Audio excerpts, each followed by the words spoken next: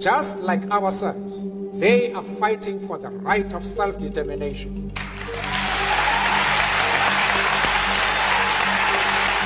Apartheid is an Afrikaans word meaning separateness or the state of being apart. So why is Israel called an apartheid state? In 1961, the South African Prime Minister and architect of South Africa's apartheid policies, Hendrik Verwoerd, himself recognized the similarities between his country and Israel. He dismissed Israel's vote against South African apartheid at the United Nations, saying, "Israel is not consistent in its new anti-apartheid attitude. They took Israel away from the Arabs after the Arabs lived there for 1,000 years. In that, I agree with them.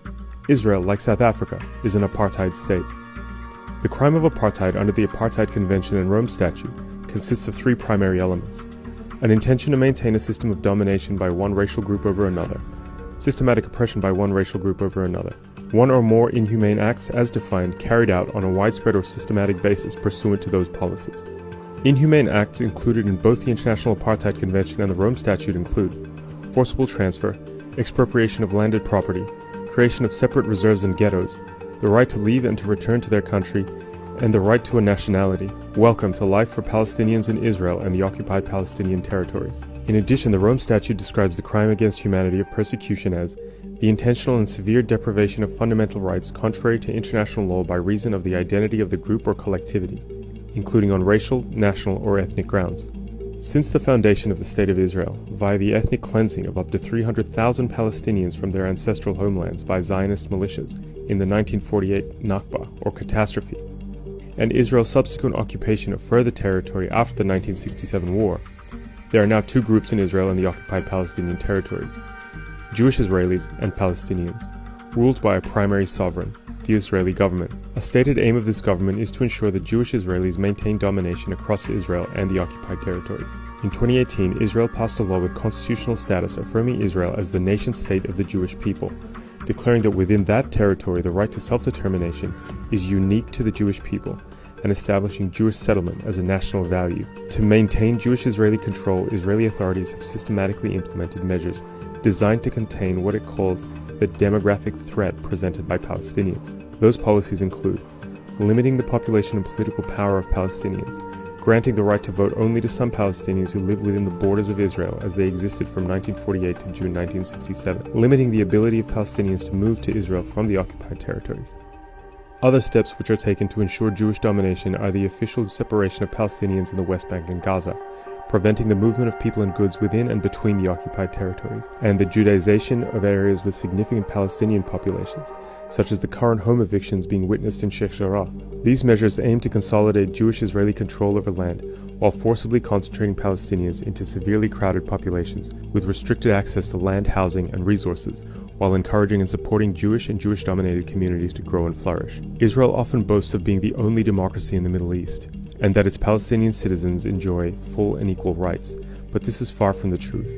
Palestinians are subject to completely separate and unequal treatment compared to Jewish Israeli settlers. In the occupied West Bank, Palestinians are subject to a brutal system of military law and segregation. In the Gaza Strip, Palestinians live in the largest open-air prison on earth. In annexed East Jerusalem, occupied territory under international law, Palestinians have an inferior legal status that weakens their residency rights, allowing them to be forcibly evicted from their homes. While Palestinians in Israel, but not the occupied territories, have the right to vote and participate in Israeli elections, these rights still do not help them overcome systemic discrimination.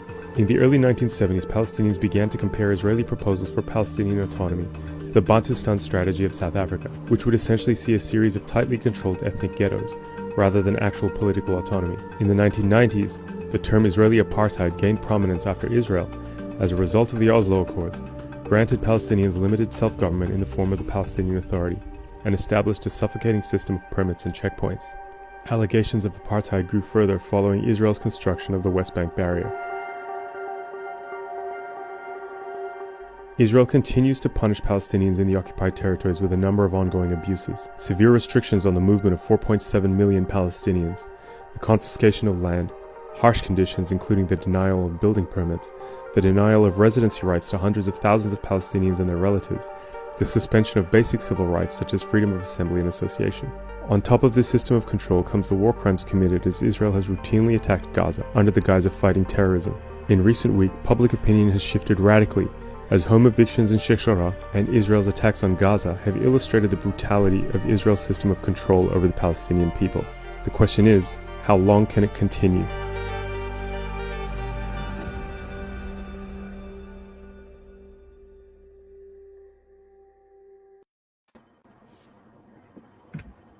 Bismillahirrahmanirrahim. A very good afternoon to everyone tuning in to BDS Malaysia's webinar titled Is Israel a Jewish or an Apartheid State? Thank you to everyone for joining us today, wherever you're joining from. Good afternoon, good morning, good evening. Together with us today are two esteemed guests, no strangers to BDS Malaysia, Dr. Peter Slezak and Dr. Saul Takahashi. Welcome, gentlemen. Thank you, Azra. Nice to see you both. Hi, Yeah. good to see you.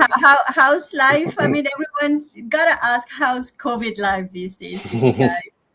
Peter, you're in Sydney. Saul, you're in Tokyo. How's it going there? Peter? In Sydney, we're in lockdown, a new lockdown, which is planned for the whole of September coming.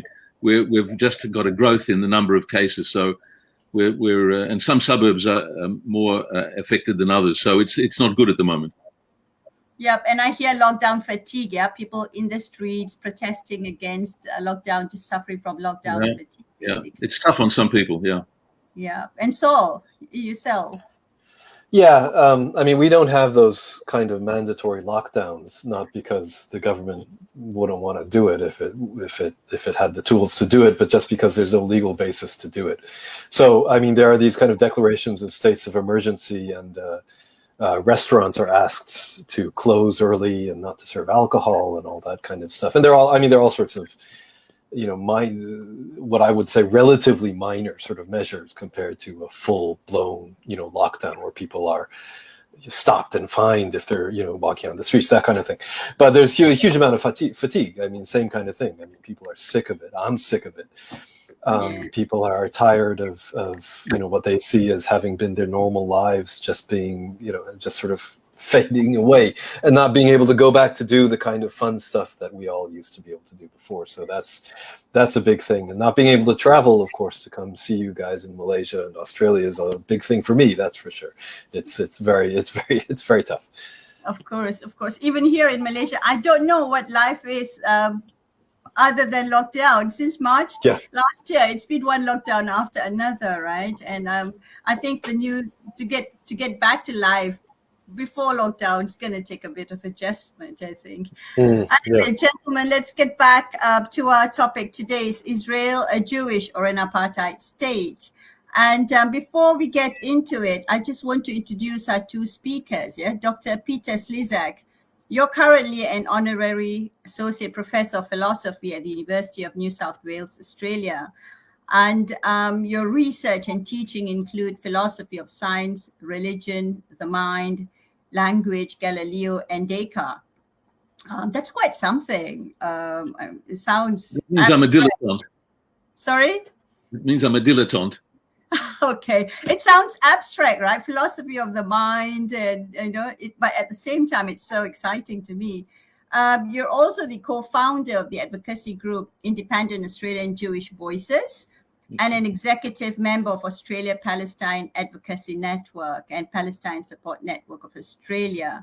You write opinion articles, you appear in the media, public lectures, debates on science, education, religion, and politics. I actually caught, I think, a 2 or 3 hour debate, you and another person on atheism.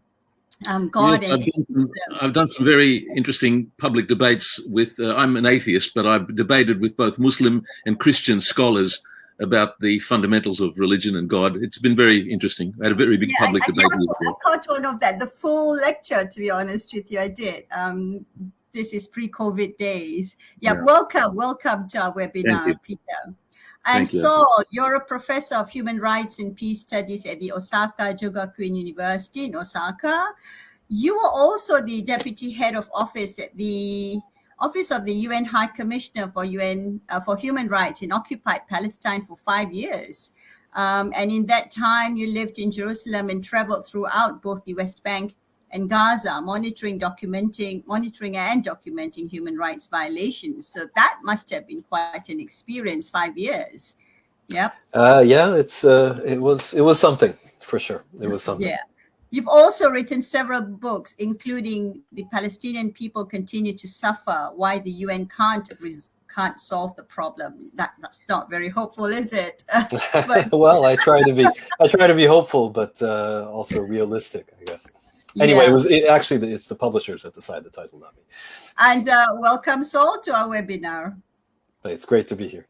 Great to see you both. Okay, so let's get into it. I'll start with you, Saul. We saw in the video earlier, that Israel claims to be the only democracy in the Middle East. And let's try and define what democracy is and see if Israel fits that bill. Saul? Right. Okay. Thank you. Yeah. I mean, I think the video which you showed pretty much said it all, or a lot of the things that I think we were going to talk about. It was a great introduction. Israel, of course, always calls itself the only democracy in the Middle East, and it uses this term democracy intentionally to promote itself and to try to make it seem like it's a Western liberal democracy along the same kind of model that other Western liberal democracies. Basically, it's targeting, in particular, the United States and European countries, Australia, those kind of countries in particular, when it says those kind of things. Defining democracy is, of course, always a slippery kind of thing. But one thing that I think is really important to stress is that when we talk about liberal democracies, one integral part, it's not just about, whether elections are held on a regular basis and we're not really sure who is going to get power after the elections. I think it's a much broader and more comprehensive concept than that. And of course, definitely includes respect for fundamental human rights. One thing that we can talk about what a democracy is for a very long time until the day is done. But one thing I think a democracy can't be, and I think there's certainly a consensus on this, is a country that defines itself exclusively as the property or the country of a particular ethnic group or a particular religious group. This is clearly not on. And the problem with the state of Israel as it is now and as it has been since its conception is that's precisely what it is. It's a nation state. It defined itself, or the government of Israel has always defined itself as the state of the Jewish people, only of the Jewish people, and only for the Jewish people. And so here I think Israel very much fails the test of whether we can call it a democracy. And, those kind of terms that it uses, those kind of propaganda terms of being the only democracy in the Middle East, that's really, it's trying to deflect attention from those very fundamental points, I would say.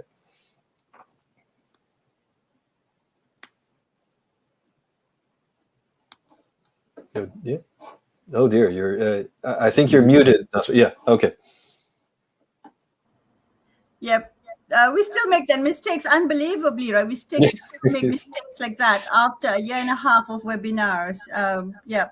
And Peter, on to you. So at the same time, Israel claims to be a Jewish state. Can it be both? Can it be a democracy and a Jewish state? Or is it really a Zionist and apartheid state? Bearing in mind the rights of its non-Jewish citizens? Well, look, Saul touched on it very appropriately, and I can just add to some of the very important remarks that Saul had made. It's interesting, as he said, that it has never been conceived as other than a state for the Jews, and they've had to tolerate, as they see it, the what were the original inhabitants, that they've had to somehow deal with what they call a demographic problem. These are the native, inhabitants.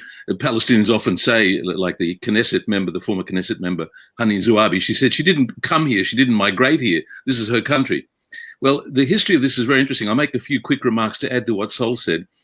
I have a few remarks that the former Prime Minister Ariel Sharon made. He said, I'm quoting directly, he said, the terms democracy or democratic are totally absent from the Declaration of Independence. This is not an accident, he says. And he goes on to explain, as we know, it was from the beginning intended to be a state for the Jews. And it's amazing that the world has put up with this. And there are very many other dimensions to it. It's not just, as Saul said, the rights that are deprived for the Palestinians who live there. And even apart from now the brutal occupation in the West Bank and the blockade of Gaza, even for the citizens of the state of Israel, there's an important distinction. They distinguish between citizenship and nationhood. That's a unique distinction in the world. And there are other features of this that are interesting. They have, just quickly, what they call, from the 1950s, a law of return. Now, this is interesting because it's not the international right of return that the Palestinians have. It's the law of return, which it gives Jews like myself more rights than the Palestinians who are still holding the key to their house. And so this is the kind of system that they have. I mean, I can go there and become a citizen, whereas Palestinians who were expelled in 1948 can't. So this is an extraordinary situation, and Jews accept this around the world. The diaspora Jews accept this. So these are other aspects of what is really the extraordinary nature of a state. And in fact, although they keep using, as Saul says, this sort of propaganda rhetoric, that it's a democratic and Jewish state, that's a contradiction. It's like being red and blue, or, you know, you can't have both.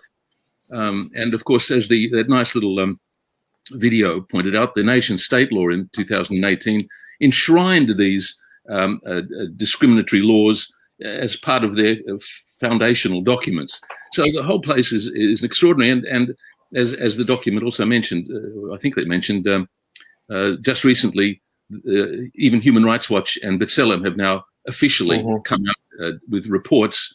So it's no longer a question of South Africa. And I think even the mention of South Africa is a distraction, because it mentioned the international law that Saul can explain better, the ICC and the Rome Statute, which makes this legally, as other reports have said, a case. There are many other aspects. I just mentioned quickly another aspect which is important. The NGO Adala, based in Haifa, is a legal center for Arab minority rights. It has on its database 50 or 60 laws which officially discriminate against the Palestinians. So the whole idea is a joke that they could even pretend and get away with in the West. It's a comment on the Western media that they don't that they report this blandly, as if it's not open to outrage and really ridicule. Actually, could I just? I'd like to follow on something that Peter just said. Of course, completely in agreement with everything you said. Well, but one thing you said reminded me of something about the sort of the idea of whether Israel is a Jewish state or a democratic state, or it's both, or what, it's often presented as both, and sometimes it's not. And like you mentioned, the Western media completely they just sort of let this through without any kind of issue. And it's also the same with Western governments. And this is what having worked in the UN and everything, and seeing policy pronouncements by, for example, the Americans or the Europeans, and they're talking about if Israel were to annex the West Bank, for example, and then that would mean, it's already been de facto annexed. We can talk about this in later. But if Israel were to go ahead and legally annex the West Bank, what would it mean? It would mean that there would be millions more Palestinians who, if they were given the right to vote in Israeli elections, would be, they would be a significant voting force, of course. So it's always presented as this being some kind of gigantic dilemma. So does Israel, if Israel couldn't possibly extend voting rights to this population, so does it want to be a Jewish state, or does it want to be a democratic state? This is the choice. As if, this is some kind of legitimate choice here. As if it's some kind of, perfectly fine. We're going to annex the land, but we're not going to give these people voting rights because we want to remain a Jewish state, and that's just how it is. And, the way that this is presented is somehow some kind of, normal policy choice, policy preference is really amazing. Yeah, absolutely. Just doing this. I was taking it over, right? Peter, you said You said earlier that comparing it to South Africans apartheid is a distraction, but we often do that, right? Even the BDS movement does that. Can you just elaborate on why you think it's a distraction? Why do you say that? One reason is that the Israel lobby, the Zionist lobby, uses that against the protest movement by saying that there are differences and it's not like South Africa, and they will use this and avoid the legal issues which we've mentioned that are the relevant issues. In a way, in fact, there's a word in Hebrew which means apartheid. It's hafrada. They have their own word. It means separation. It's the same. It's just not an Afrikaans word. So, I mean, I think the historical background, of course, is the South African case, but I think that that tends to focus on the conditions which were, after all, different, and the differences are less important than what I think are the legal issues, which are now so well documented and spelled out. All right. Saul, would you agree with that? Do you think there are parallels between the South African and Israeli cases, the two of them? I mean, for sure. I mean, for sure, there are parallels, and like Peter, I also believe that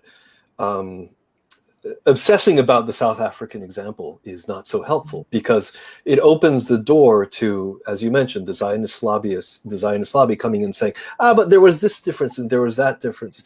And one thing that the introductory video did touch upon, but if you don't know too much about the Palestinian issue, people might get a little bit confused about, is the situation of Palestinians within the state of Israel that have the citizenship of Israel. They have Israeli citizenship. These are people predominantly, who were not ethnically cleansed in 1948. So they mainly were people in Christian cities such as Nazareth and around there, where European governments were keeping a very close eye on what was going on. So you have this population, it's nearly 2 million people now, of people who were not ethnically cleansed in 1948, and they have Israeli citizenship. Now, the reason that I'm explaining this is because the Israelis often, they trot these people out and say, yeah, but they have, we treat them perfectly well. It's not like South Africa at all. These people have completely equal rights. And I've actually come across Israelis who say with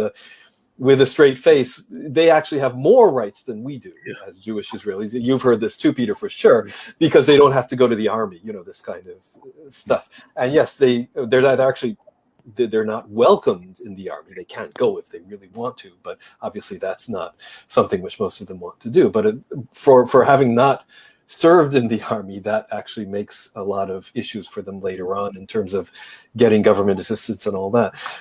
But like you mentioned, Adala it's actually over 60 laws that Palestinian citizens of Israel are subject to blatant and open discrimination. So there are those, there are similarities, there are differences, but like Peter rightly pointed out, there is an international convention against, to suppress the crime of apartheid. The international crime of apartheid is mentioned specifically in the Rome Statute of the International Criminal Court. So unlike what the Zionist lobby would like a lot of people to believe, it's not the case that apartheid just ended when the South African apartheid regime came to an end. It's not that apartheid is only linked to South Africa, and once South Africa abandoned it, well, that's just like that's just like propeller planes or something. We just don't use them anymore. They don't exist. It's not the case at all. It's an international crime which still remains, and like the introductory video mentioned, it has these elements of grave human rights violations that are systemic and done within a system of oppression to ensure domination of one ethnic or racial group over another.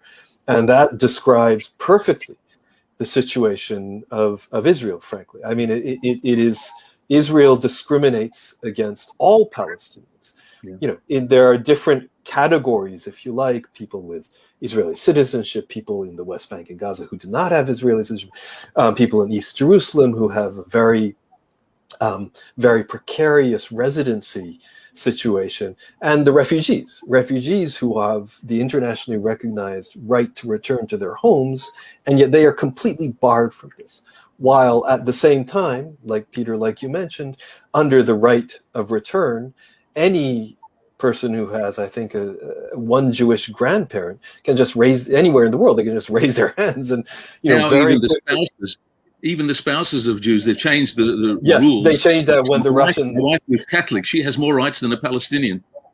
Exactly. Exactly. So this system of complete domination over any Palestinian, regardless of where they are, and those kind of legal statuses, this is really what makes what is the hallmark of an apartheid system.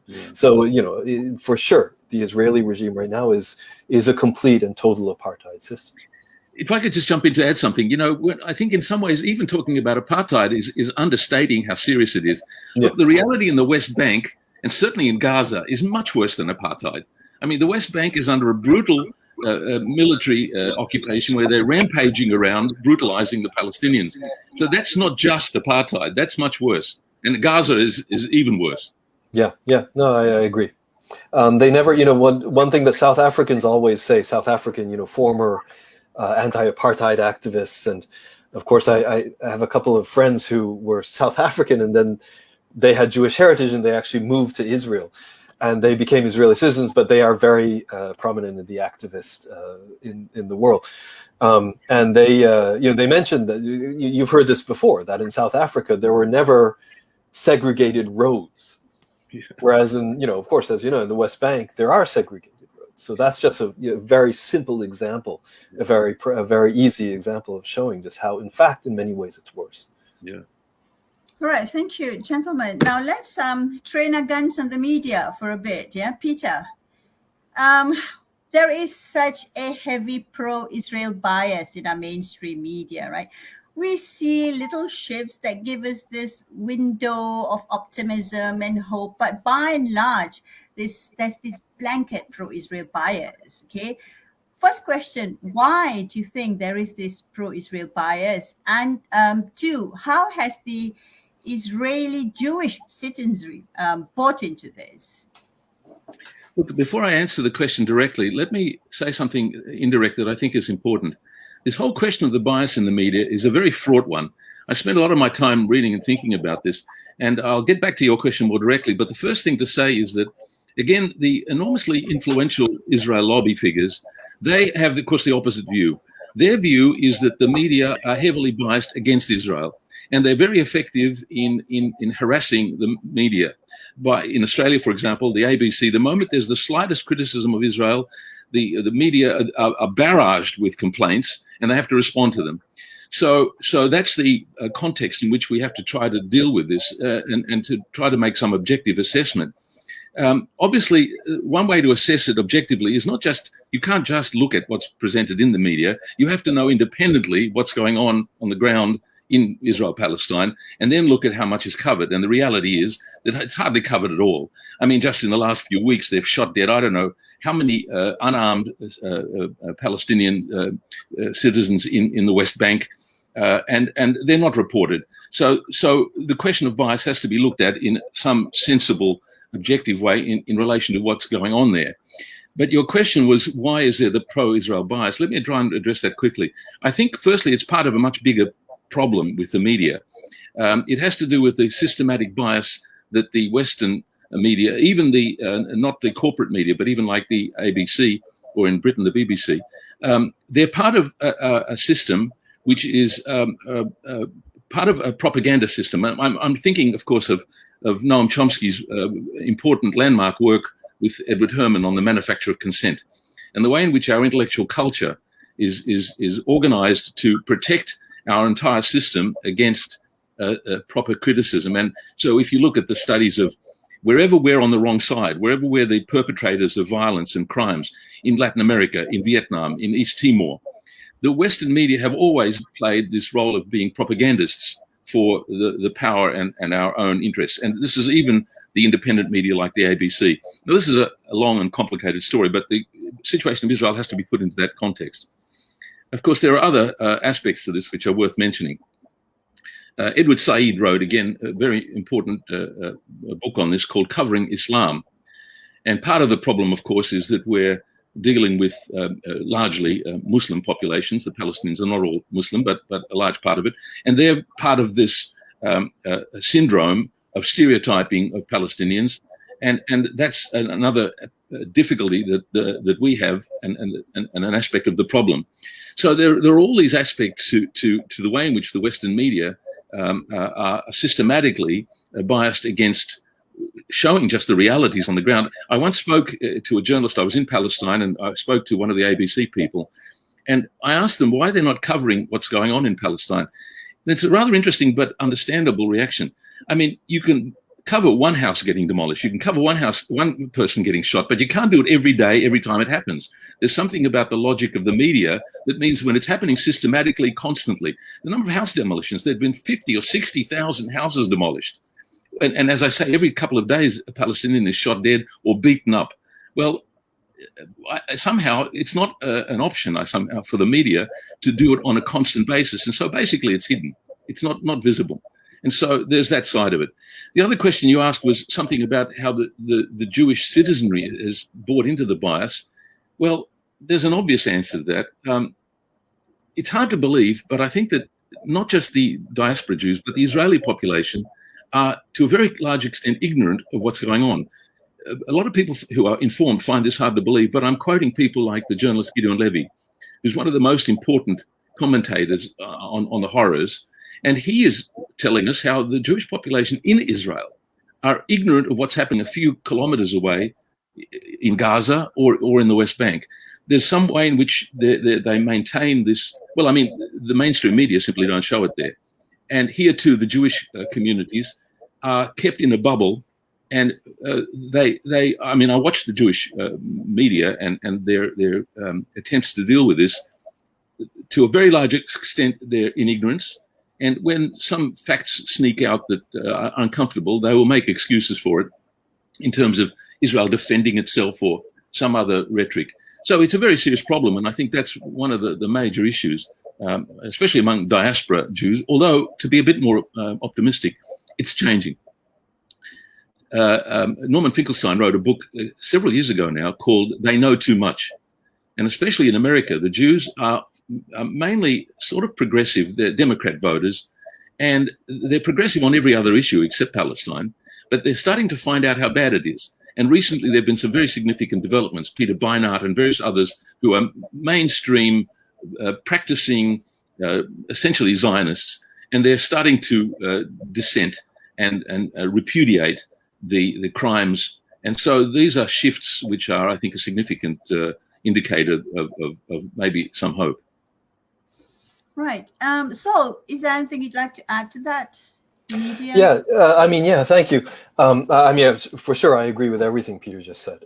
I think one of the things that I always, having lived there for 5 years, having interacted with Jewish Israelis on many different sort of situations. I mean, not just me as a UN guy versus an IDF guy, but in more different sort of personal kind of situations as well. One thing that really struck me was that people, I agree with you, they don't know, but they also didn't want to know. Yeah. I mean, that was the sense that I very much got. Yeah. This is not unique to Jewish Israelis, unfortunately, but it was so pronounced because it really struck me how, like you said, just a few kilometers away, and all of them have gone to the army. It is not an option not to go to the army. I mean, this is how it is. And if you're a male, then you generally will have served in a combat unit, which means you will have gone to the West Bank or along the frontier with Gaza, and you have maintained the system of oppression in a very active, in-your-face way. But they do that for their 3 years or however long they want to stay in the army. They come back. They just want to forget about it. They don't want to talk about it, which is why organizations like Breaking the Silence are so, amazing and groundbreaking. And they somehow, I'm not a psychologist, so I don't really know what I'm talking about. Somehow they compartmentalize that part of their lives. And one thing that has really, I think, added to this is the apartheid wall. And all the movement restrictions, all the systemic things which have made it nearly impossible, or at least extremely difficult, for Palestinians and Jewish Israelis to mix in any kind of way. I mean, it used to be the case, certainly before the second Intifada, even before the first, most of the construction site jobs, most of these kind of jobs in the state of Israel were done by Palestinians from the West Bank or Gaza who came with permits. Now, of course, that was an exploitative relationship, but it was a relationship. I mean, there was at least people, you were there, at least you were interacting, and there was Jewish Israelis would see these people and they would say, these are actually not so bad, and they're not necessarily all terrorists, But with the wall, and the wall is just part of it, all these kind of movement restrictions, it's really this apartheid system where people grow up without having met a Palestinian, except during their army days when they don't meet them. They're just looking at them through the finder of a gun sight. So, I think this all really adds to it. And I remember when I was in Palestine, I was talking with a Jewish Israeli. She was a human rights lawyer, and she was not dealing with the Palestinian cause. Her specialty was human rights law, and she was dealing with humanitarian law and in a more sort of academic way. Anyway, but this was during the time when the Syrian war had just gone major. It was blowing up. Everything was blowing up. And we in the UN, we were looking and seeing how the attention of the international community and the attention of diplomats and policymakers in UN fora, that they weren't looking at Palestine at all. They were saying, Palestine was good. Forget that. We got to deal with Syria now. So everything was going on. Syria and the other Arab countries, everything was just falling apart. And we were having to fight within the UN to get attention to Palestine. But anyway, so that was the context, and I was talking with this person. Actually, it just wasn't her. There were a number of others, and we were in a group, and they were saying, but you people in the UN, I mean, the human rights analysis, we can agree or disagree, but you've got to stop this obsession with Israel. I mean, look, you're not talking about Syria at all. And I said, look, I'll show you the website here and now. I'll show you the UN Human Rights website here and now. What do you mean we don't talk about Syria? We only talk about Syria now. That's the problem. But and this is not like some countries like China where access to the internet is restricted and it's difficult. It's not the case. I mean, they really do have the ability to see these things, and yet they don't want to. I think they just don't want to see it. I always got the sense that facing this kind of reality and this kind of, having to face the reality that their country is not the good guy, that their people are not, the victims, that the IDF is not the most moral army in the world. They criticize the government, they criticize politicians, they criticize, the capitalist class, they criticize the rich. This is never an issue. In Israel, but when it comes to criticizing the IDF, this is a different story, and to somehow face the facts about what the IDF and what Israel as a country is doing, I just felt that they just didn't want to do it. They wanted to look the other way. In fact, what you're saying is very important, Saul, and if I could just add to it quickly, it's not just what Israel is doing now. They still can't face the crimes of 1948 properly. No, that's a major trauma to face what now, after all, is a 70-year-old history. I mean, we in Australia can't face what we did a couple of hundred years ago to the Aboriginals either. But, I mean, that's quite common. But you're absolutely right about the psychology of it. I'm finding my Jewish friends, one in particular who's made a very significant, he's formerly Israeli. He's come a long way to where we are on this. But he tells me, don't send him videos every couple of days about what's going on there. He can't cope with it emotionally. So your point is a very important one. Yeah. I understand. All right, Peter, are we adding any weight to this discourse then? This we're holding webinars after webinars, and we've been involved in this course as activists for many years. Are we adding weight to this discourse then? That's a really tough question, Azra, to ask. Are we doing any good, you mean? Are we making a difference? Look, I think the answer is yes. Otherwise, we do something else. But I think it's incremental. I mean, as always, let me give an example, which I think is an optimistic answer to your question. nobody thought that the Indonesian occupation of East Timor would ever end. It was a terrible atrocity. I mean, it was close to a genocide. They killed about a third of the population. And I was privileged to be involved with the activists here in Sydney and Australia. And we had the same sense of desperation about it. Was really awful. Well, look, it ended. And I have to say that I think it's to the credit of the activists around the world that kept the issue alive against all the odds. I mean, they kept doing what we're doing, and, their meetings and the rallies and whatever they held, writing letters. It seems hopeless, but I think actually it has an effect. We'd like it to change instantly, but we're seeing changes. I mean, I'm privileged, as you mentioned, to be on a couple of committees here. We lobby the politicians, and it's very frustrating that it's so slow in getting any consciousness. But, things have changed a lot. It used to be that you couldn't even talk about Palestine. The media wouldn't mention the word. And so, look, I'm seeing some grounds for shift, as I said to you, even within the Jewish community, which I think is crucial. So I keep saying there was a case in Ireland, to go back to the South African case, of the Dunn's stores where a couple of women, checkout women, decided not to process some oranges or something. That led to the whole country, Ireland, instituting a policy of boycott, and it had a political impact. So I think these small cases of activists and spreading the word and raising people's conscience, I think it has some importance. So yes, I don't think we should give up. That's great to know.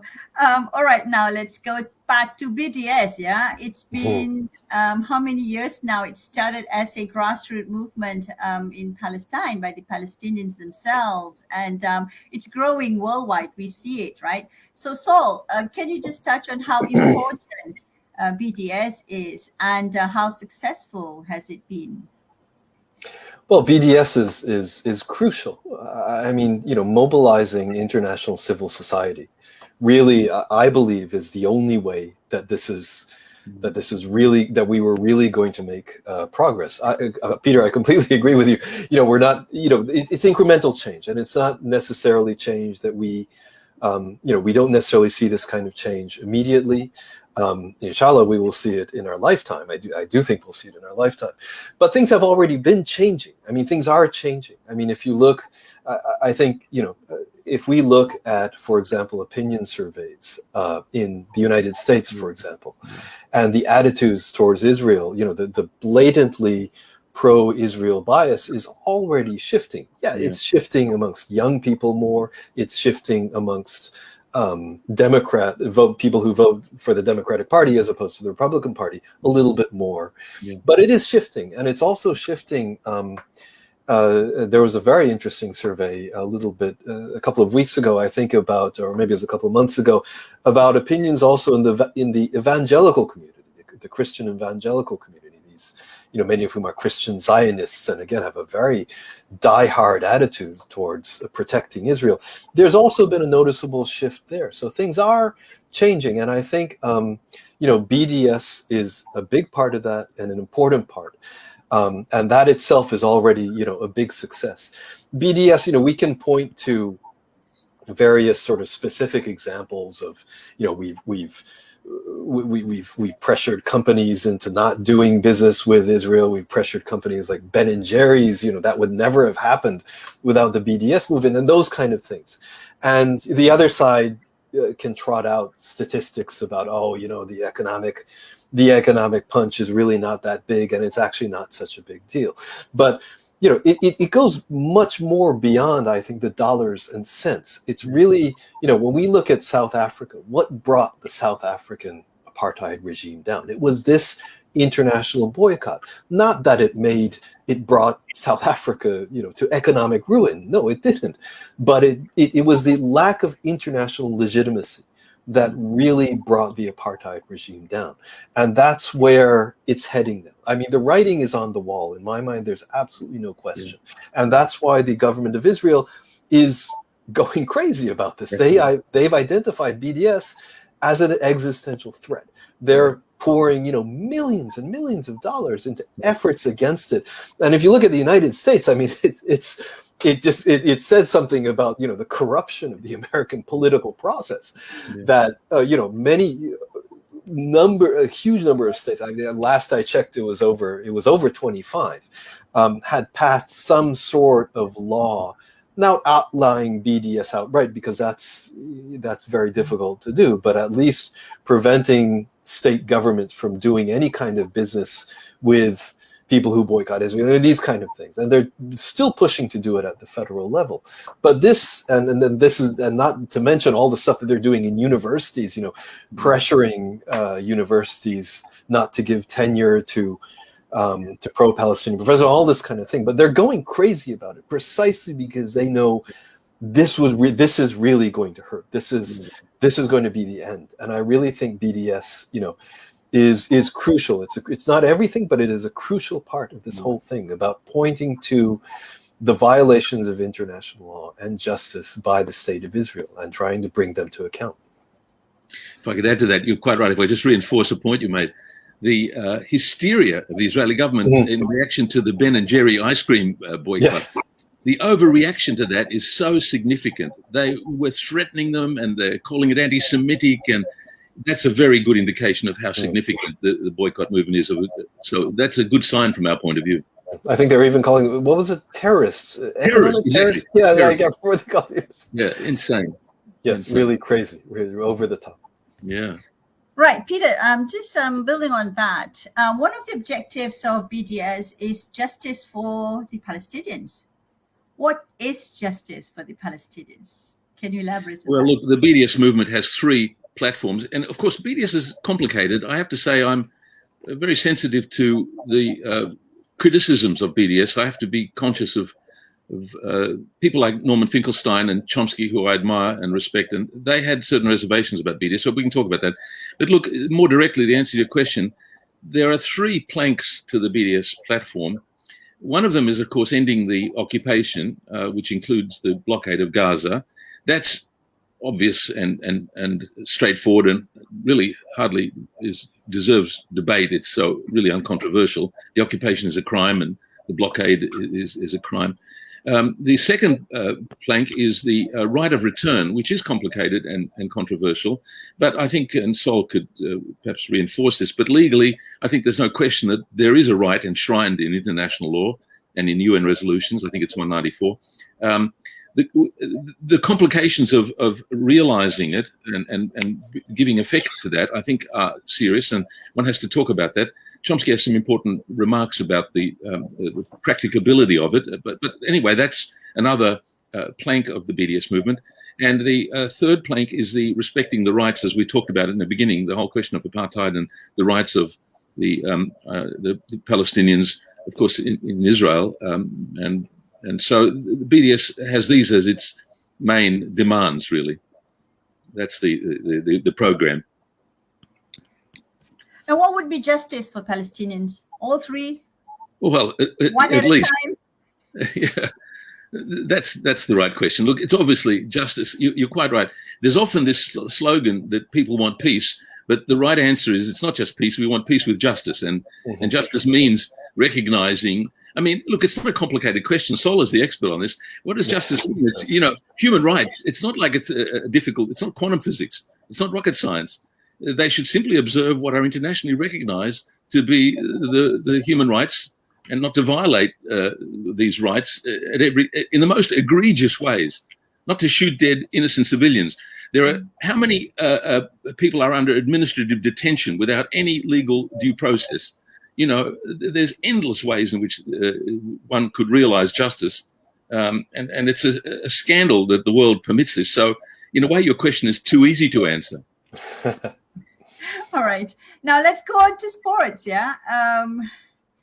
They say we should always leave politics out of sports. Yet, through history, we see where sports and politics intertwine. I remember as a late teen how disappointed I was when the Moscow Olympics were boycotted because Russia invaded Afghanistan. And then 4 years later, the LA Olympics were boycotted. I had no clue, right, how boycott and politics and sports mixed in those days. But I remember my disappointment, right? And more recently, at the Tokyo Olympics, we had 2 judokas from Sudan and from Algeria refusing to play their Israeli opponent. Now, we can't possibly separate. Politics is everywhere, right? Politics is just in our life, right? Let's talk about this a bit, right? Politics and sports. Should we leave politics out? Saul? Well, the people who are always, crying out and saying that politics should be left out of sports, I've generally found are the people who are benefiting from their privileges now and benefiting from the current system, and they don't want people protesting at sports. I mean, you mentioned some of the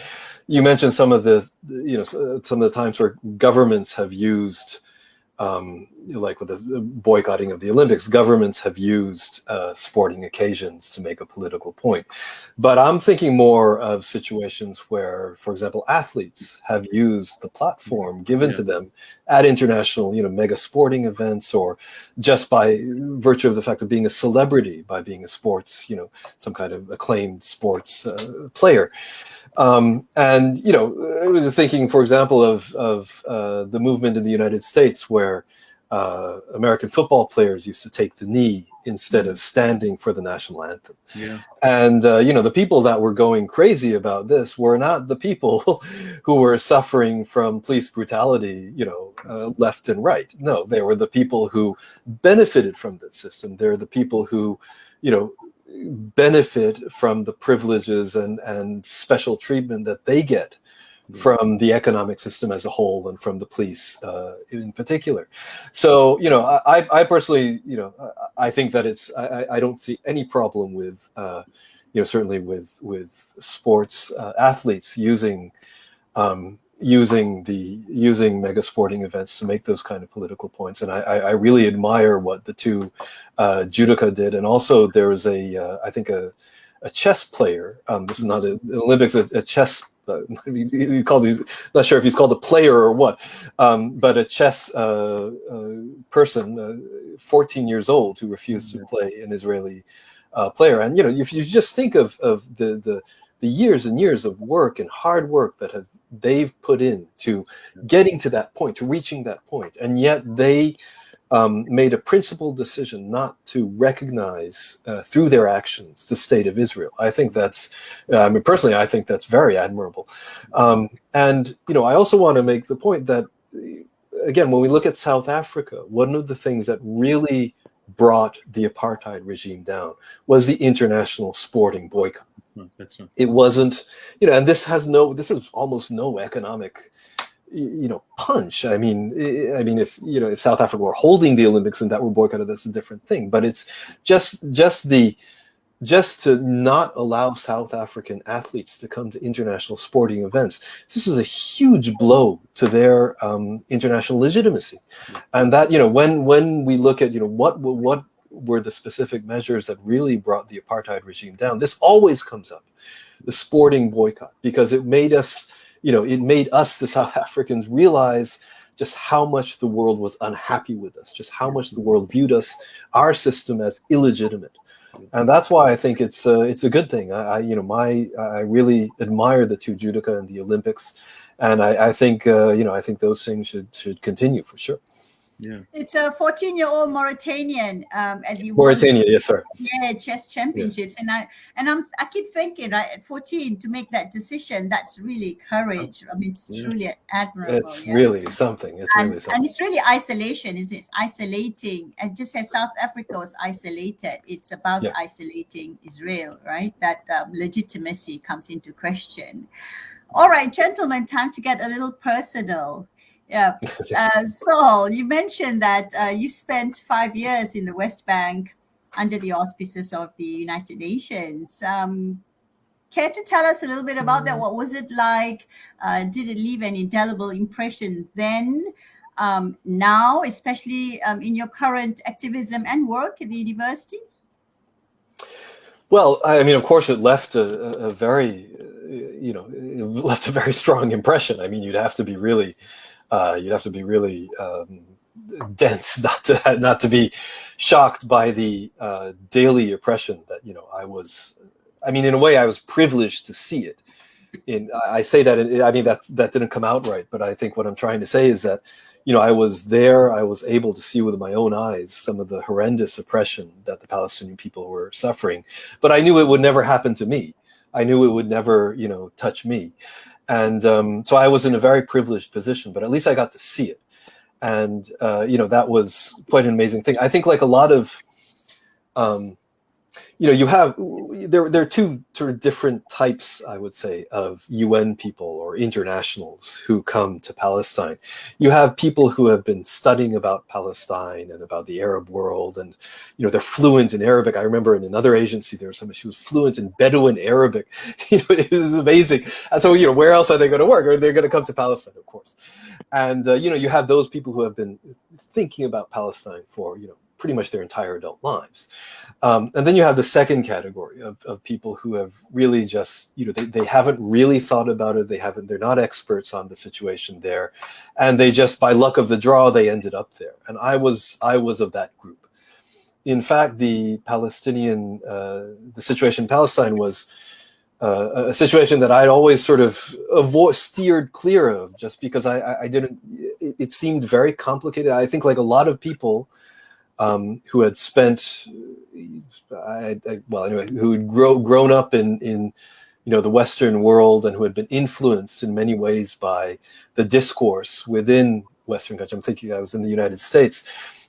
Palestine to me seemed very complicated. It seemed very untouchable. It was one of those things that people didn't really want to talk about in polite society. So I didn't know that much about it. To be brutally frank, I mean, I prepared for an interview and I prepared to go to the office, but I was not an expert in Palestine. And I think I went with a vaguely, like all international civil servants, I went with, trying to project a sense of impartiality. And I went with, and I think I was very sort of neutral in my mind. I had a very sort of vague concept of Israel as being a democratic country, just like the rest of the Western world. I mean, I really do think I'd been influenced by that kind of discourse. But I'm like a colleague of mine in a different UN agency said, he put it very succinctly and very well. Look, we're all international civil servants. We come here, we act, impartial. We always have to show our impartiality. That's our job. We got no choice. But if you come here and after 1 week, you're still impartial in your heart, well, there's something wrong with you. And it's true. I mean, you no amount of amnesty reports or short, social media videos or anything, no amount of that can prepare you for the kind of things you actually see. And it's so in your face and such on a daily basis and very much in your face that was that left a very strong impression. I think one thing that maybe I won't take too much time on this, but one thing that always sticks in my mind, I've seen interviewed people, their fathers were shot in front of them, all this kind of stuff, and I'm a human rights lawyer. This is what I do, so that's okay. But one thing that really still now sticks in my mind is the situation at Kalandia, which is the main checkpoint that goes from Ramallah into East Jerusalem.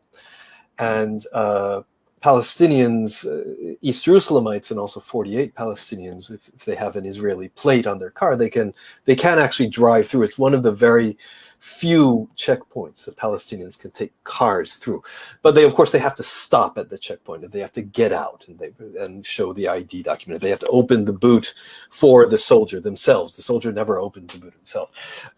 I guess that's for security reasons and also to make sure that he doesn't steal anything. But anyway, the point is, it's a sort of stop go, and it creates this huge bottleneck before the checkpoint, because you have this huge amount of cars that are trying to go into East Jerusalem, and it's stop go. Each car takes about 5-10 minutes, maybe longer if there's some kind of issue. But anyway, so there was a speaker where the soldiers inside the sort of watchtower, not the watchtower, but the sort of structure, they were barking out orders to the cars, saying, stop, start. No, you in the white one, stop. You in the white car. Okay, come. And so you have this soldier. He's screaming out orders over the loudspeaker, but the orders were in Hebrew, and that's what really somehow just like slapped me in the face. You know, I mean, you see this terrible oppression, like you mentioned, Peter, administrative, arbitrary detention, whisking away children in the middle of the night, taking them to prisons, and shooting people, everything. But for me, what really slapped me in the face, because it just seemed like this sheer humiliation. We're going to steal your land. We're going to arrest you. We're going to throw your men in jail. We're going to treat you. We're going to violate every single internationally recognized human right that there is. And we're not even going to have the courtesy to speak your language when we're talking to you. It's the language of the oppressor, and you better get used to it. That's how I took it, and that was really a big slap. It was like I was slapped in the face. It was like I saw it and I was like, wow, this is really bad. This is how bad you can get, because it's not just I'm a human rights lawyer, so I look at the human rights violations, specific human rights violations, but it's also the humiliation, the daily humiliation of having to go through these checkpoints. Going to work used to be a 20-minute drive. Now it's 3 hours, 4 hours. You have to get out. You have to show, walking to school, your children walking to school. They have to go through these checkpoints, open their bags, and harassed and pushed around. Young women are, glared at by young Israeli men, and, give suggestive comments. It's this daily humiliation, to me, that really sort of defines the whole situation that Palestinians are in. So that left a big impression, as you can see. I'm sure. I spent a month there about 10 years ago in Jerusalem, and I took that opportunity to drive the length and breadth, and I had so much freedom. I crossed some of these checkpoints, including Kalandia, and I can tell you this: I didn't want to look the Palestinians in their face. I did not want to do that, because I'm guilty, and I could see all that was written on their faces. All I had to do was wave my passport, and I could go through any checkpoint, breeze through it, right? And there they were with anxiety etched in their faces, not knowing if they were going to get through or how long it would take. I really did not want to look them in their faces at all. That guilt in me was just too much to bear. No, I completely understand. Yeah, and Peter, coming back to you, your family survived the horrific Nazi concentration camps. Yeah, you have another perspective to this equation. Can you talk a little bit about that? Yeah, as a survivor, family of who went through the Nazi concentration camps, how has that impacted you personally? And what about your relationship within the Jewish community in Australia, specifically in Sydney itself? Yeah, it's a good question. It's a tricky question. Thank you for asking about that. Look, just briefly, the basic facts are that both my parents, my mother and father, my mother and grandmother survived Auschwitz, which is the death camp, the extermination camp. They were lucky, and I grew up with their stories. In fact, my mother recounted regularly, of course, she would repeat these stories, seeing Mengele, the angel of death, they called him, who was at the railway siding when she arrived, separating them out, those that went straight to the gas chamber. And I won't go through all of her stories, but so they had horrific experiences, and most of the family were exterminated, and my mother and grandmother survived. And my father was in Nazi, up in the Ukraine, in the Pripyat marshes, where there was a slave labor, where most thousands of people died there. So that was my background. But the relevant connection with Palestine is interesting to reflect on. I grew up with somehow a different message from what many Jews grew up learning from this experience. There's the slogan, never again, and Jews use this in a very unfortunate way. It came up, in fact, with Hannah Arendt's trial, her book on the trial of Eichmann, where the Jews interpreted this, the Holocaust, as a crime against Jews, and she was offended by this and said, no, it's a crime against humanity. The Jews were the victims in this case, but Jews haven't wanted to generalize and wanted to see these crimes in a certain way. And they've always sadly taken never again in this narrow way to mean never again to Jews. Well, Edward Said, who is a great hero in this, makes the point, and some other people I admire, Jews especially, I'll mention in a minute. The lesson should be never again to anybody. And now, of course, we're not the victims, we're the perpetrators. And that's the way in which I somehow got the message. I was lucky to have parents that were, for one thing, I'll tell you something funny about this. My mother's close cousin I grew up with here, who was my uncle in a way, he was the federal head of the JNF in Australia, which is the Jewish National Fund, the Keren Kayemet LeIsrael, which is the worst organization, sort of quasi-government organization to expropriate Palestinian land. So, but I grew up in a household where my parents weren't particularly Zionist, and they never sent me to Zionist youth camps, where many of my friends went to summer camp. I thought I missed out on having fun in summer camps. But what this meant was that I didn't get indoctrinated in quite the same way as many Jews did. So I managed to somehow have a more open mind and was able to be influenced by the things I read later on to see the Palestinian case and reading people, some of my heroes like Noam Chomsky, as I mentioned already, who was and still is one of the great heroes, I think, and champions of human rights generally around the world, but especially for the Palestinians.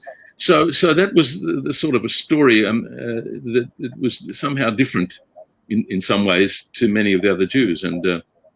But of course, I admire several of the other Jews and let me mention while I have the opportunity, and I'll quote him if I may, which gives you the flavor of my own instinctive attitude.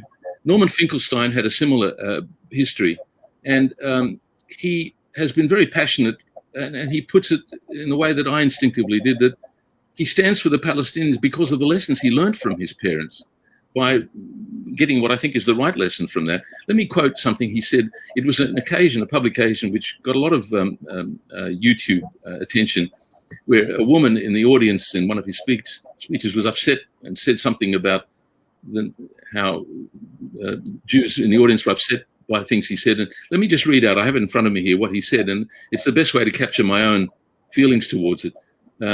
He mentioned, of course, that his father was also a survivor of Auschwitz, and his mother was in Majdanek, another concentration camp, and every member of his family, like mine, were exterminated. And he said the following, which I find very moving always, and let me read it to you. He said, "It's precisely and exactly because of the lessons my parents taught me and my two siblings that I will not be silent when Israel commits its crimes against the Palestinians." He says, "And I consider nothing more despicable than to use their suffering and their martyrdom to try to justify the torture and the brutalization, the demolition of homes that Israel daily commits against the Palestinians." And he said to that girl who was in tears, he said, "If you had any heart in you, you'd be crying for the Palestinians."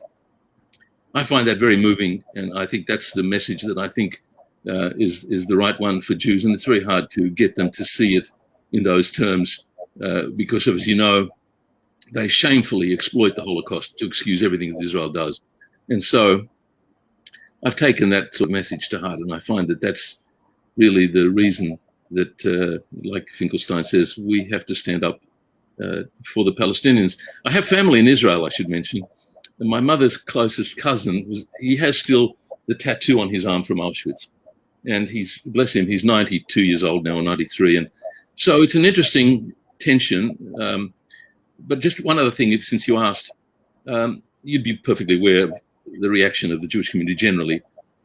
Look, people often say to me that, oh, it's very brave and so on to stand up. But actually, look, I'm not a modest person, but I can't accept praise when it's not quite deserved. For me, it's not so difficult. Look, if you're inside the Jewish community, look, I married a Catholic. You know, I developed my life outside. I'm still closely connected. And I get the shit that is thrown, you know, at dissenting Jews. I've had my share of that. But I don't want to overstate that, because the reality is it's not as difficult as people make out. So you put up with a certain amount of abuse, but it's not as difficult as people think. And I think that the people who are inside the Jewish community, I have friends who would find it much more difficult. Their family and their friends would disown them. And I think that that's a large part of the difficulty, that I was just fortunate. I didn't have that sort of obstacle to break away from my own biases. I didn't have that. I didn't go to those Zionist youth camps. So I didn't have to undo my Zionist brainwashing, which they all got. One of my friends now, we talk about it. They're all part of this. Look, I'll tell you something funny about how much they have to get rid of. One of my friends who grew up in Israel, when 67 came along, he came to Australia when he was 11. But when the 1967 war came, he went back to help save Israel. They went back. It was all over by the time they got there. But this is the mindset which they have. And I had the good fortune of not having to undo that kind of brainwashing. So that's it. That's basically the story. Wonderful. Now, one last question to both of you. Yeah. Question posed by Professor Nazari, the chairman of BDS Malaysia. The US has now withdrawn from Afghanistan because the empire is overstretched. Apparently, it's too costly for the US. Do you think the same factor may cause the US to one day withdraw support for Israel, that it's too costly to support its apartheid policies? Let's start with Saul. Well, like I said before, the writing is already on the wall with this, I think. Afghanistan and the U.S. support for Israel, of course, these are quite different animals.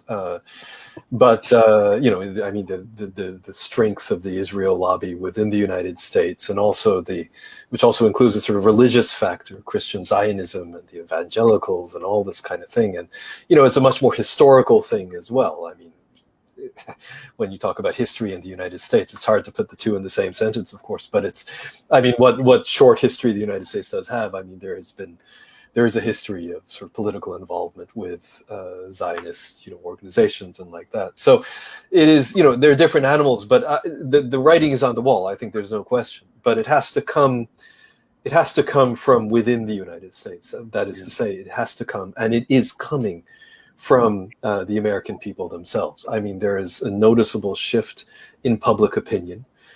And there's a noticeable shift in public opinion about why is it the United States is giving all this support, all this money, and all this political support and legitimacy to the state of Israel when all it seems to do is get us in trouble, A, and B, it's also perpetuating this apartheid regime, which is brutally oppressing the Palestinian people. And it's, again, there's a noticeable shift. It's definitely going to happen. Whether it's going to happen in 5 years or 10 years or 20 years, this I don't know. But one thing that, there's actually this short video that I often use in my classes at university. It's from the Democratic Convention of 2000, and I think it was 12. And if you Google this, and you'll find it on Al Jazeera, I think. I mean, you'll see what happens. But the Democratic Party, I mean, both parties adopt a party platform before the presidential elections, saying that our candidate will recognize Jerusalem as the capital of Israel. And of course, this happened later on in Trump. We'll forget about that now. But in 2012, this has not happened yet. And what had always happened, of course, is that the party platform had been adopted, and the president waltzes in and he says, well, we can't really do this now. And that sort of just gets, forgotten about. The party platforms themselves really don't have that much of an impact on what the president does after he assumes office. Anyway, but so in 2012, they printed the party platform, which is very thick, a very big document. And somehow what happened was this bit about recognizing Jerusalem as the capital of Israel had been left out. Now, nobody really knows why this happened. Obama says that it was just some kind of mistake.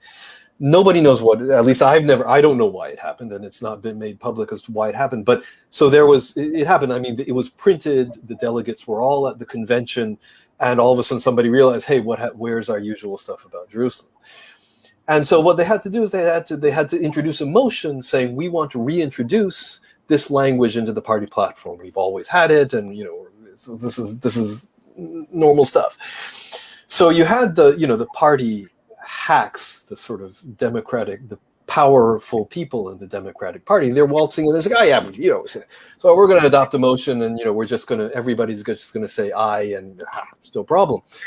And half of the room said aye, and at least half of the room, probably more than half, screamed no. And you know, these are Democratic Party activists. Many of them are young, but you know, they're obviously they're closely affiliated with one of the two political parties in the United States. And it is amazing because you see these, you know, these sort of powerful people. I forget who he was. I think he was the mayor of Los Angeles or something, but a potential presidential hopeful at some point. And he's standing there, like, what's going on? What's going on? Like, he can't fathom what's going on. And then he said, well, we'll do it again. And he does it for a second time, and it's the same thing. And in fact, it's the no's that are clearly, you know, at least they have the louder voices. Mm-hmm. And he said, and then the head of the party comes. I can't remember if it was Pelosi or somebody. She comes and they're whispering to each other. Said, "What are we going to do?" And they do it for a third time.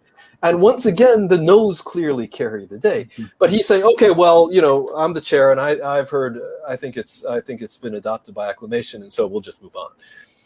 And to me, this really showed what was happening and what was at the time and what is still happening in the United States. With, you know, you have the political elite that are still clinging on to Israel as a security state, and you know, they're billionaire donors and all this kind of thing.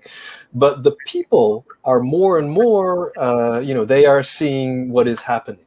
They are more knowledgeable of the human rights violations and the terrible oppression that is taking place, and they are moving away from blind support to Israel.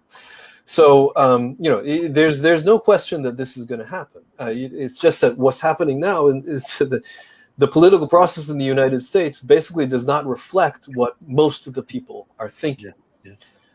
But that has to change, and it will change, and it will. You know, it's not. You know, sort of getting back to Azra, something that you were asking about before, you know, are we really making any difference? It's easy to get cynical and negative, but when change happens, it can be very sudden. And I really do see it happening in the United States. Whether, again, 5 years, 10 years, 20 years, this I don't know. But it will definitely happen because it's moving in that direction.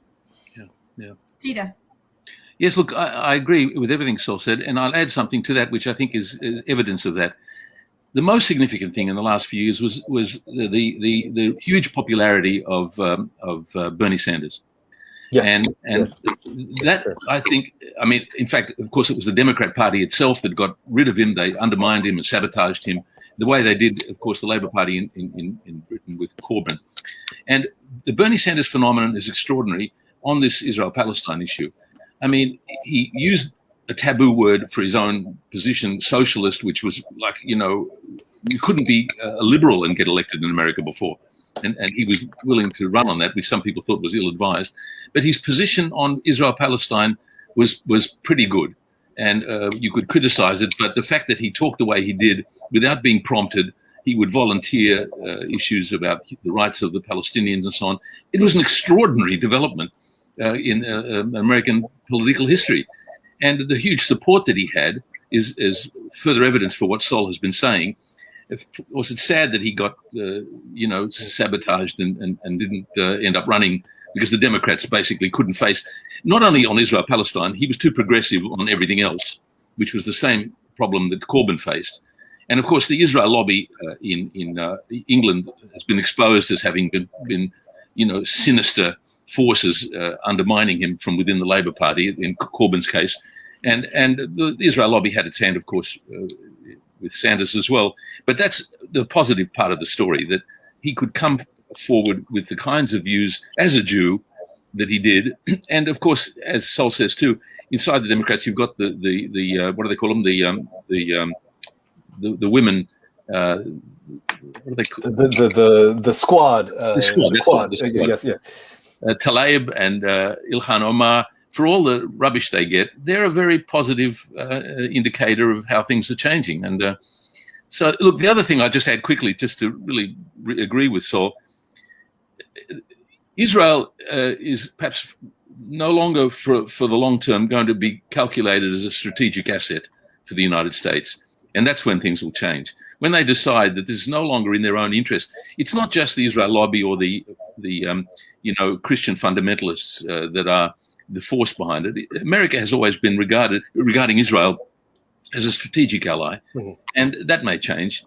And then, of course, things will change very, very quickly. So there's reasons, as Saul says, to think that there may be hope for Palestine. Frankly, I think it'll only come from outside. I don't think there's any sign that inside Israel there's a chance. One of the questions, perhaps, that was part of the story is whether within inside Israel there's any hope for shift. I don't think so. The attitudes there are so way over to the right, and they're so racist, and so, as we were saying before, so blind. But it depends on America in every way. So yeah, I think there's grounds for optimism. Thank you for that optimism, both of you. Now, final words, gentlemen, before we wrap up today's webinar. Peter, let's start with you. I think I've said everything I want to say. Okay, put your money where your mouth is. Is it what would you call it? A democracy, an apartheid state, a Jewish state? What would you say? Well, if you really want to know, I'd call it a terror state, and a serial violator of human rights. I mean, we use that word terror. We abuse that because we talk about reactive, small-scale violence. And on any definition of terrorism, Israel is a terrorist state. So if you really want to know, that's what I'd call it. All right. Saul. Yes, thanks. Well, I like Peter, I pretty much said everything I wanted to say. I like your characterization of Israel as a terrorist state. I think I'd go along with that too. It's definitely not a democracy. There's no question about that. And I think it's, I think apartheid state also fits the bill, if you like. All right. Thank you very much, Saul and Peter, for a wonderful session. Fascinating indeed. And always lovely to see you. And we hope to see you in person next year at the Inshallah. Blog, I hope. Yeah. Thank you once again. And thank you to everyone for tuning in from wherever you're tuning in from. Good afternoon and goodbye, everyone. Thanks, Azra. Thanks very much. Okay. While many associate the word with South Africa, apartheid is a universal legal term that refers to severe discriminatory oppression. Apartheid is also a crime against humanity.